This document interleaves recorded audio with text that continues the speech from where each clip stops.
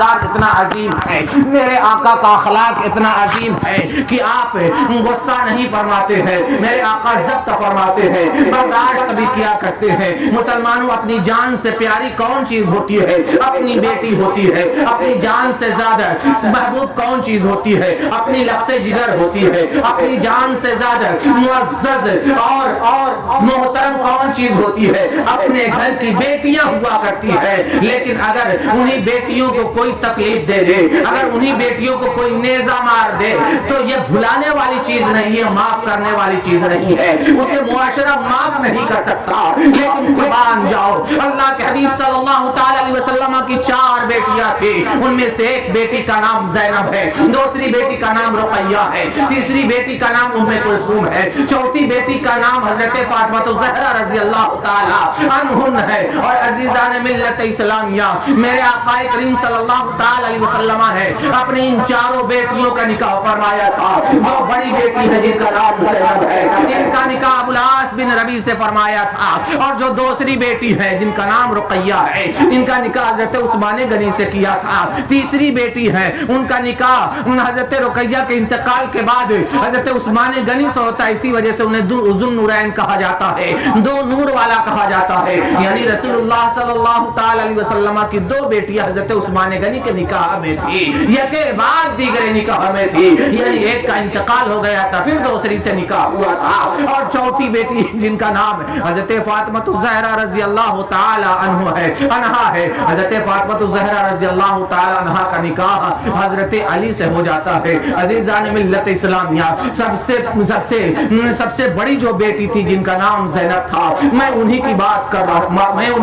کر رہا ہوں. آپ نے تاریخ میں یہ سنا ہوگا کہ میرے آقا کریم صلی اللہ تعالی علیہ وسلم 53 سال تک مکہ میں رہتے ہیں, 10 سال تک مدینہ میں رہتے ہیں. میرے آقا نے اپنی نبوت کا جو اعلان فرمایا تھا 40 سال کی عمر میں فرمایا تھا. اور جب میرے آقا نے اپنے نبی ہونے کا اعلان کیا تو اب مکہ کے لوگ آپ کے دشمن ہو گئے, اب مکہ کے لوگ آپ کو ستانے لگتے ہیں, اب مکہ کے لوگ آپ کے جانی دشمن ہو گئے ہیں. اب جو کلمہ پڑھ رہے ہیں انہیں مکہ کی سرزمین پر ستایا جا رہا ہے, انہیں تکلیفیں دی جا رہی ہے, انہیں طرح طرح سے اذیتوں میں مبتلا کیا جا رہا ہے. اور میرے آقا کریم صلی اللہ تعالی علیہ وسلم کی یہ جان نثار صحابہ ہے, ساری تکلیفوں کو برداشت کرتے ہیں, ساری اذیتوں کو برداشت کرتے ہیں. پھر ایک وقت وہ بھی آتا ہے جب اللہ کے حبیب صلی اللہ تعالی علیہ وسلم کی جانب سے یہ اجازت مل گئی تھی کہ اب مکہ سے ہجرت کر کے مدینہ چلے جاؤ. چنانچہ کچھ صحابہ کرام نے ہجرت کر کے حبشہ کا بھی سفر اختیار کیا تھا, جس میں حضرت جعفر بن ابی طالب بھی تھے, اور حبشہ کا جو بادشاہ تھا وہ بھی حضرت جعفر بن ابی طالب رضی اللہ تعالی عنہ کی اس تقریر سے وہ مسلمان بھی ہو جاتا ہے. میرے کہنے کا مطلب یہ ہے کہ جب میرے آقا کریم صلی اللہ تعالی علیہ وسلم اجازت دیتے ہیں کہ اب ہجرت کیا جائے, اب مکہ میں رہنے کی ضرورت نہیں ہے, اب یہاں سے ترک وطن کیا جائے, اب مدینہ کی طرف نکلا جائے. آقا کریم صلی اللہ تعالی علیہ وسلم کی بڑی صاحبزادی ہے جن کا نام زینب ہے, ان کا نکاح ابو العاص بن ربیع سے ہو چکا تھا. اور جب یہ مکہ سے نکلنے کا ارادہ کرتی ہیں اور اونٹنی پر سوار ہو جاتی ہیں, تو مکہ کے لوگوں کو جب یہ پتا چلتا ہے تو اس میں سے ایک شخص جس کا نام تھا حبار بن اسود حضرت زینب رضی اللہ تعالی عنہا کے پیچھے تعاقب میں چلتا ہے, اور تعاقب میں چلنے کے بعد حضرت زینب رضی اللہ تعالی عنہ کو ایک نیزہ مارتا ہے. اور اس وقت حضرت زینب حمل سے تھی, اونٹنی سے گرتی ہے, زمین پر آتی ہے اور آپ کا حمل ضائع ہو جاتا ہے, آپ کا حمل گر جاتا ہے.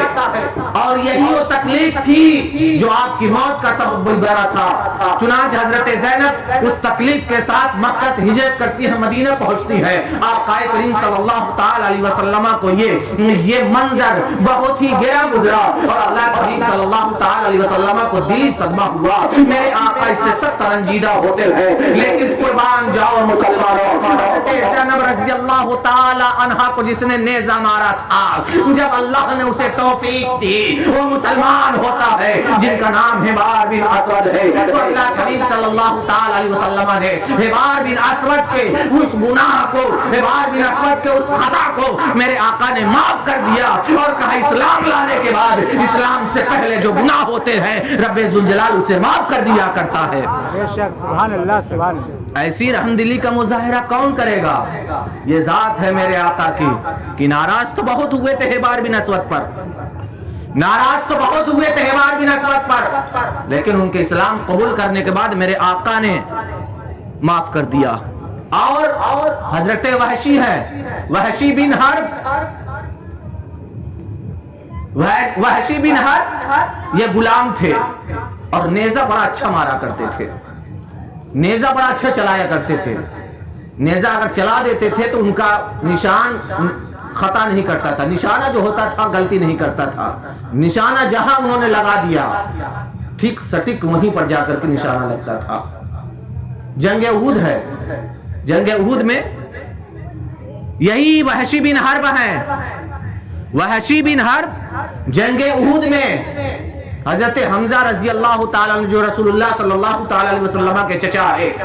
میرے آقا کے متعدد چچا تھے، کئی چچا تھے، ان میں سے دو چچا نے اسلام قبول کیا، ان میں سے ایک حضرت حمزہ ہے اور دوسرے حضرت عباس ہے، اور دیگر بھی چچا تھے لیکن انہوں نے اسلام قبول نہیں کیا۔ حضرت حمزہ رضی اللہ تعالیٰ عنہ کا معاملہ یہ ہے کہ آپ شجاع بھی ہے، بہادر بھی ہے، آپ کا مقابلہ کرنے والا نہ تو کوئی مکہ میں تھا اور نہ ہی مدینہ میں تھا، آپ بہادر مانے جاتے تھے، آپ طاقتور مانے جاتے تھے، آپ فنون و حرب و ضرب کے ماہر تھے۔ اللہ اکبر مسلمانوں، جنگ احد ہے مسلمانوں کے درمیان اور کفار و مشرکین کے درمیان جنگیں ہو رہی ہے، اور وحشی بن حرب کہتے ہیں جب وہ اسلام قبول کر لیتے ہیں، میرے آقا کریم صلی اللہ تعالی علیہ وسلم نے وحشی بن حرب سے کہا کہ تم نے میرے چچا حمزہ کو شہید کیا ہے، بتاؤ میرے چچا حمزہ کو تم نے کیسے شہید کیا، کیوں شہید کیا، کیا سبب تھے؟ تو وحشی بن حرب سے وحشی بن حرب نے کہا کہ یا رسول اللہ صلی اللہ تعالی علیہ وسلم، جس کا میں غلام تھا اس نے مجھ سے یہ کہا تھا کہ اگر تم حمزہ کو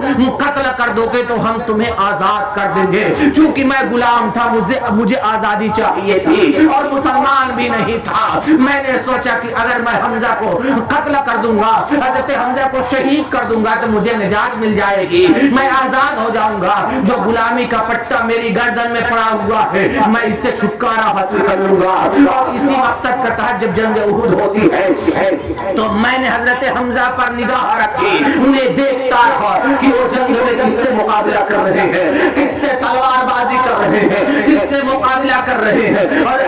اچانک حضرت حمزہ میرے سامنے آتے ہیں، میں ایک پتھر کی اوٹ میں ہوں اور میں نے جانچ کر کے، میں نے پرکھ کر کے، بہت ہی دیکھ بھال کر کے میں نے نیزہ مارا اور وہ نیزہ حضرت حمزہ رضی اللہ تعالیٰ عنہ کے ناف کے نیچے لگتا ہے اور وہ نیزہ پار ہو جاتا ہے، اور اس طریقے سے میں نے حضرت حمزہ کو شہید کر دیا، اور اس کے بعد جب میرے مالک نے سنا تو مجھے آزاد بھی کر دیا۔ اللہ کے حبیب صلی اللہ تعالیٰ علیہ وسلم کی مقدس بارگاہ میں جنگ احد کے بعد یہ حضرت وحشی ہے آتے ہیں اور آنے کے بعد کلمہ طیبہ پڑھتے ہیں، مسلمان ہو جاتے ہیں، لا الہ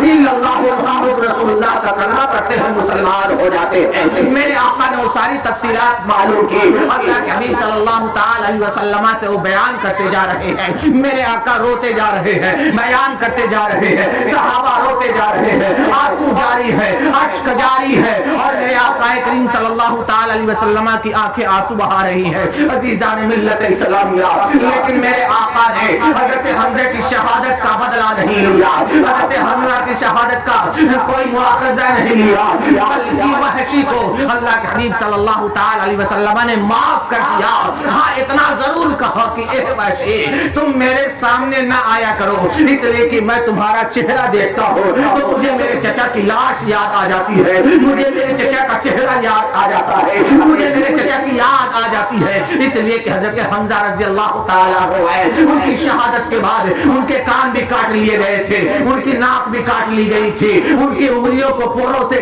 ناخن بھی اکھاڑ لیے گئے تھے، اور ان کے پورے جسم کو مسلح کر دیا گیا تھا۔ اللہ کے حبیب صلی اللہ تعالیٰ علیہ وسلم نے جنگ احد میں جب آپ کے جسم اطہر سے اس چادر کو ہٹاتے ہیں، میرے آقا کریم صلی اللہ تعالیٰ علیہ وسلم نے اپنے چچا کی اس حالت کو دیکھ کر کے آپ کو سخت سخت صدمہ ہوا تھا، اسی لیے اسلام قبول کرنے کے بعد اللہ کے حبیب صلی اللہ تعالیٰ علیہ وسلم نے حضرت وحشی بن حرب کے سارے گناہوں کو معاف کر دیا، اور اس کے بعد میرے آقا کریم صلی اللہ تعالیٰ علیہ وسلم نے ارشاد فرمایا، اے وحشی تم میرے سامنے نہ ہو یا کرو، اس لیے کہ تمہارے سامنے آنے کی وجہ سے مجھے میرے چچا کی لاش یاد آ جاتی ہے۔